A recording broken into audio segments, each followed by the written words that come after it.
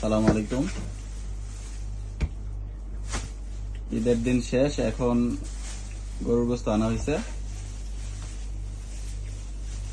এইখানে মোটামুটি 10 কেজির মতো গোস্ত হইব।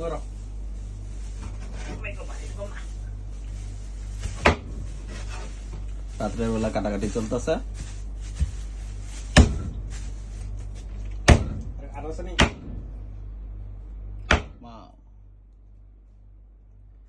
এটা হচ্ছে আমাদের রুহুল আমিন ভাতিজা, এটা হচ্ছে আমগো আহমদুল্লাহ ভাতিজা।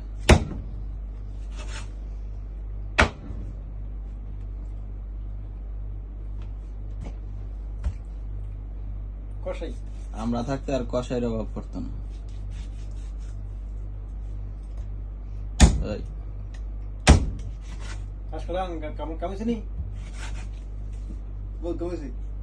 একটু আলগি দে তো।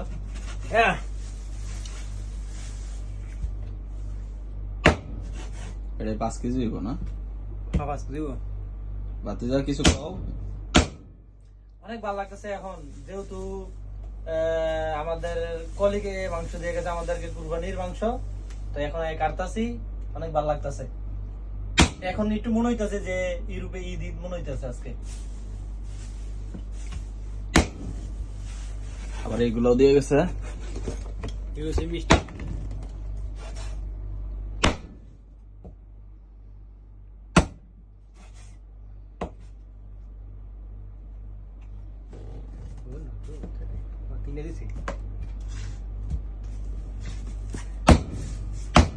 আমরা একটু বাইরে ঘুরতে গেছিলাম, তো ভাতিজার কলিগ আছে, কলিগে তারপরে ফোন দিয়া রুম খোলা ছিল, ফ্রিজের মধ্যে রেখে গেছে আর কি।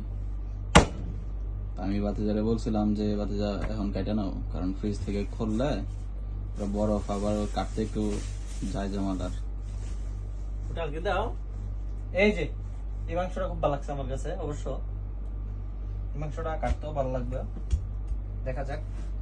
তো এখন কাটাকাটি করে রাখলে পরে শুধুমাত্র একটু পানির মধ্যে ভিজায়া রান্না করে রেডি, শেষ।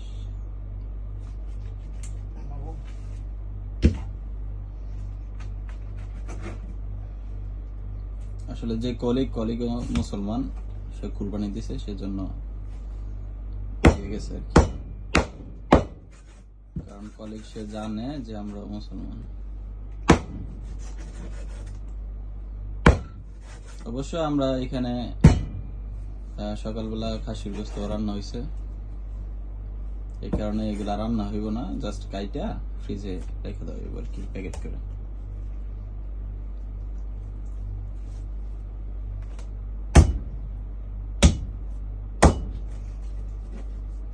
ওকে, তো সবাই ভালো থাকবেন। ভাতিজা কিছু বলে দাও। আর আমাদের জন্য দোয়া করবেন, আর বেশি বেশি আমরা নিজেরাই কুরবানি দিতে পারি। কারণ হচ্ছে সামনে নিয়ত আছে ইনশাআল্লাহ ছাগল কিনা কুরবানি দেওয়ার। ইনশাআল্লাহ দোয়া করবেন আমাদের জন্য। ইনশাআল্লাহ।